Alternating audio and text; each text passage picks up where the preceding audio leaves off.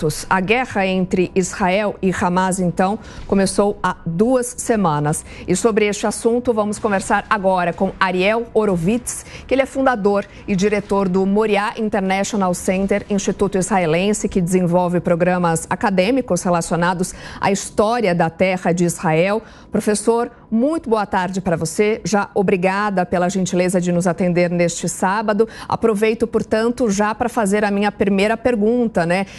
O conflito entre Israel e o Hamas, hoje, sábado, 21 de outubro, chega ao seu 15º dia, mas a gente sabe que esse histórico de conflito entre Israel e Hamas já é de pelo menos umas 7 décadas, né? Queria que você pudesse ajudar a gente a entender esse histórico de conflitos, né? Esse ciclo de violências e que a gente vem acompanhando nesses últimos dias.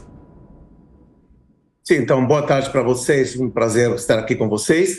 É assim, a história entre Israel e os palestinos, o conflito entre israelenses e palestinos já leva aproximadamente mais de 100 anos, quando vamos dizer, os dois movimentos nacionalistas, tanto o movimento nacionalista judeu quanto o árabe, estavam brigando, né, de alguma forma, pela pose dentro do que se chamava naquela época, estou falando no início do século XX, a partir de 1917, principalmente na década do 20, brigavam pelo controle do o mandato britânico sobre a Palestina. De fato, nunca houve na história um Estado palestino, nem hoje existe um Estado palestino independente.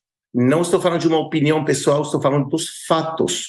Ou seja, a ideia desse movimento nacionalista palestino era criar um Estado árabe dentro desse mandato britânico, os britânicos estiveram na terra de Israel ou Palestina, naquele então, entre 1917 e 1948. O problema é que também tinha um movimento nacional judeu que queria também pose dentro desse mandato britânico. No final de contas, os ingleses tentaram em diferentes oportunidades dividir a terra, dar uma parte para os judeus, uma parte para os árabes. Já no ano 1937, primeira tentativa, a Comissão Peel, de criar 2 estados. Os árabes rejeitam essa proposta. Chegou um ponto da violência aqui nos anos 30, nos anos 40, que os ingleses devolveram um mandato para a ONU, a Organização das Nações Unidas, que no ano 1947 decidiu criar um Estado palestino e um Estado judeu. E os palestinos rejeitaram essa proposta. Eles iam receber praticamente 40% do atual território do Estado de Israel. E aí podemos dizer que começa a grande tragédia do povo palestino. Por quê? Porque por culpa dos líderes que nunca souberam aproveitar as oportunidades que a história estava dando, eles até hoje em dia não têm um Estado próprio. Inclusive nos anos 90, quando Israel fez acordos de paz com os palestinos, com a OLP, era a ideia justamente criar um Estado palestino em 5 anos, ou seja, em ano 1998, a gente deveria ter visto aqui um Estado palestino independente na faixa de Gaza e na Cisjordânia. Mas os palestinos sabotaram isso, com atentados terroristas em ônibus. Gente, eu lembro, eu morava em Jerusalém, era todos os dias um ônibus explodindo. Por quem? Pelos terroristas do Hamas, que estavam em contra de qualquer tipo de iniciativa de paz com Israel. Inclusive, no ano 2000, houve outra tentativa melhor ainda de criar um Estado palestino concreto na região de Cisjordânia e Gaza. Os palestinos rejeitaram por detalhes menores. No ano 2008, Israel estava disposto a se retirar de Jerusalém, inclusive da Cidade Velha, e os palestinos rejeitaram também por detalhes menores. Dá a sensação que os palestinos não querem criar um Estado próprio. E a história com o Hamas é uma organização terrorista que nasce no ano 1987 e tem o controle principalmente na faixa de Gaza. Os principais inimigos do Hamas é o próprio partido da OLP, da Organização para a Liberação de Palestina, ou Fatah, que são o governo palestino. Eles se detestam entre eles. Agora, o que acontece? A OLP tem uma proposta um pouco mais pragmática de criar, sim, um Estado palestino na Cisjordânia e em Gaza, E os terroristas do Hamas têm uma agenda muito mais religiosa. Na verdade, eles não estão lutando por liberação de nenhum território.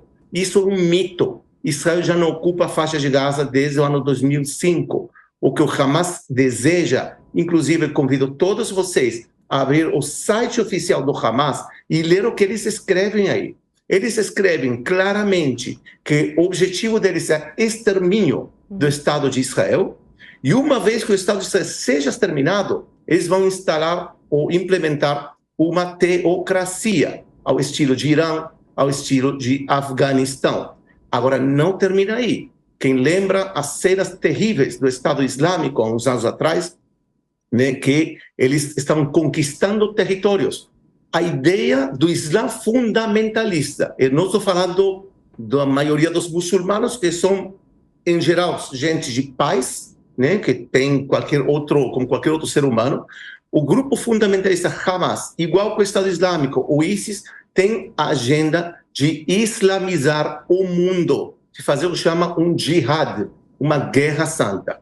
Portanto, quando Israel está lutando contra esse grupo, de alguma forma está protegendo toda a cultura ocidental. Nós aqui em Israel somos a primeira linha de defesa, porque se Israel perder, mas não vai perder, no caso, né, hipotético que Israel perca, os próximos vai ser na Europa, vai ser na América Latina, porque de acordo com o Islã fundamentalista, o mundo tem que ser muçulmano.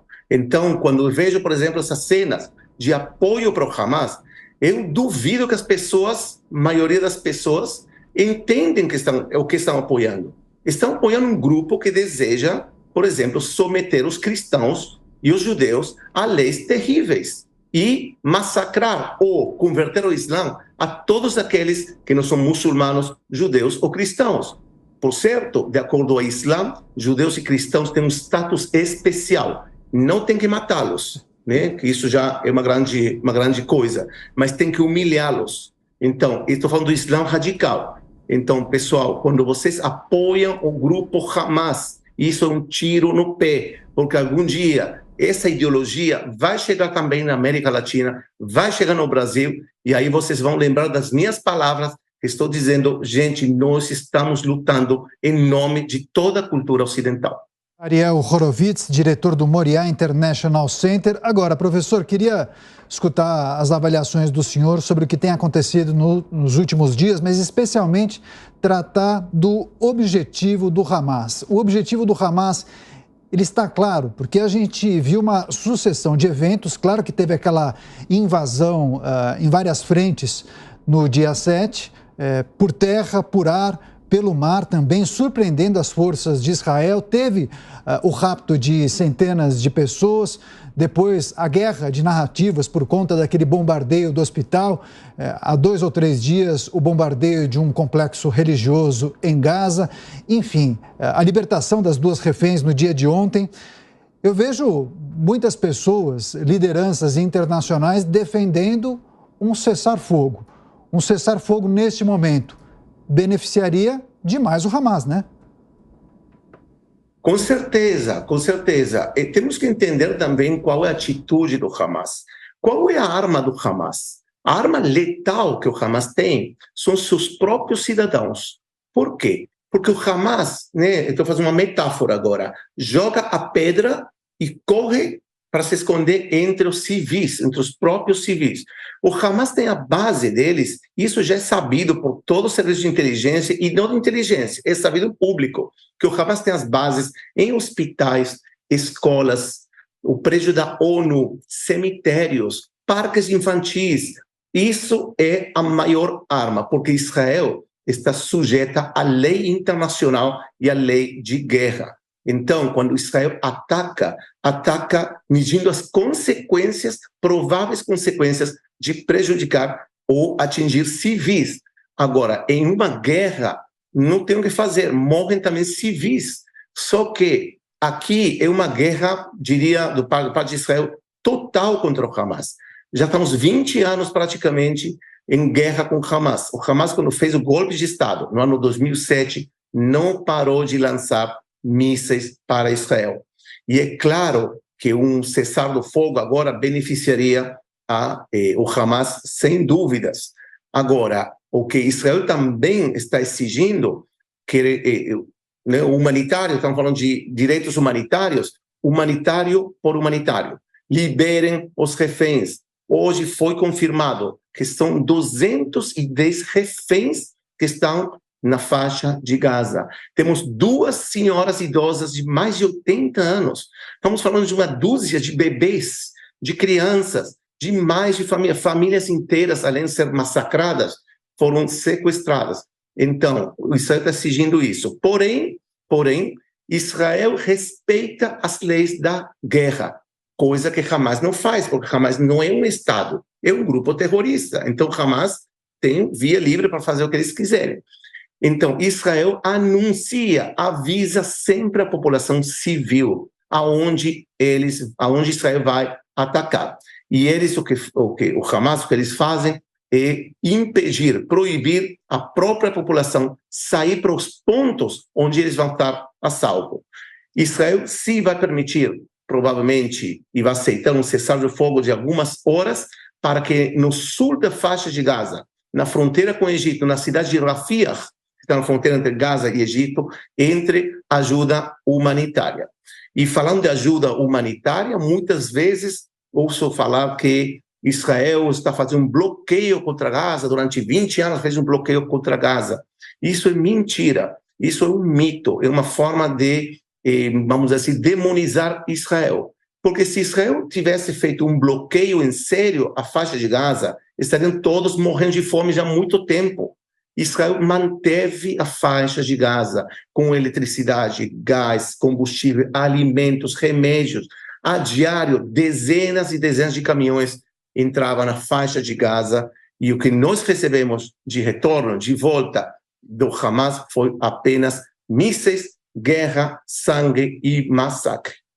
Professor, o próprio primeiro-ministro, né, Benjamin Netanyahu, disse essa semana que a guerra será longa, que este é um dos momentos mais difíceis, e você falou há pouco, né, Hamas quer a eliminação do Estado judeu, mas não existe uma negociação, imagino eu, com um grupo terrorista, e também do lado de Israel essa mesma legitimidade, né? Você acredita que a ação conjunta de potências mundiais, seja a China, seja o próprio Estados Unidos, Rússia também, União Europeia, seja imprescindível para conter esse avanço da violência e para que o conflito não se estenda por muito mais tempo?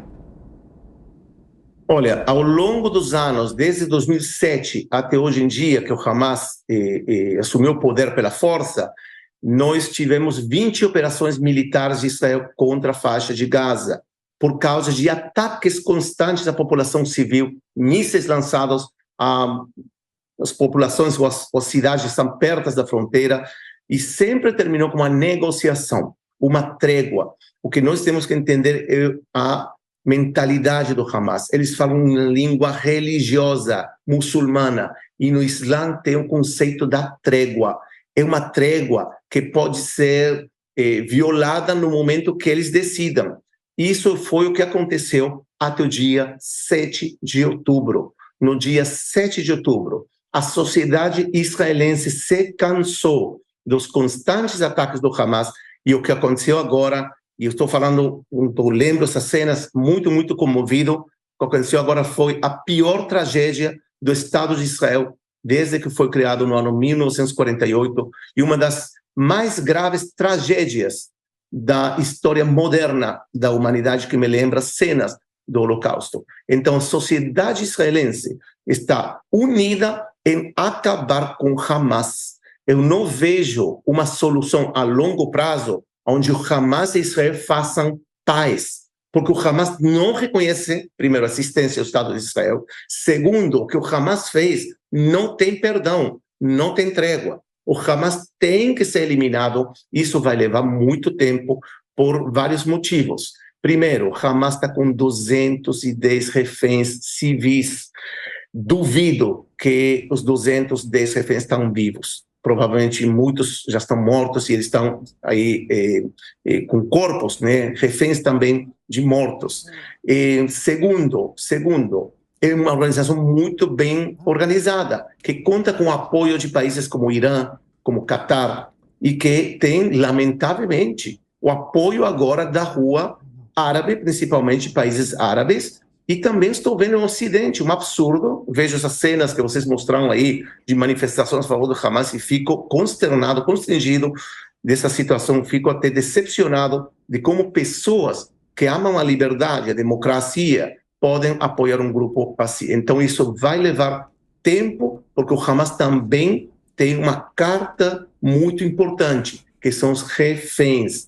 Então, quanto vai levar eliminar o grupo Hamas, ninguém sabe, mas esse é o objetivo de Israel, e não somente Israel. Prestem atenção aos detalhes. Já chegaram aqui em Israel, o presidente Biden, já chegaram da Alemanha, agora, essa semana, vai chegar também o presidente Macron, ou seja, as democracias ocidentais agora estão acordando, estão entendendo com quem estamos tratando aqui em Israel. Um grupo muito perigoso que, assim como o Ocidente conseguiu praticamente eliminar o Estado Islâmico, o Ocidente tem que eliminar essa agrupação terrorista. E sabem quem vai ser beneficiada com a eliminação do Hamas? A própria população palestina de Gaza, que eles são os verdadeiros reféns do Hamas, que sofrem, que estamos vendo aqui essas cenas, sofrem dia a dia o fanatismo religioso do Hamas.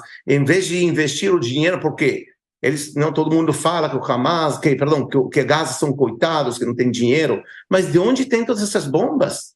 De onde tem todo esse armamento?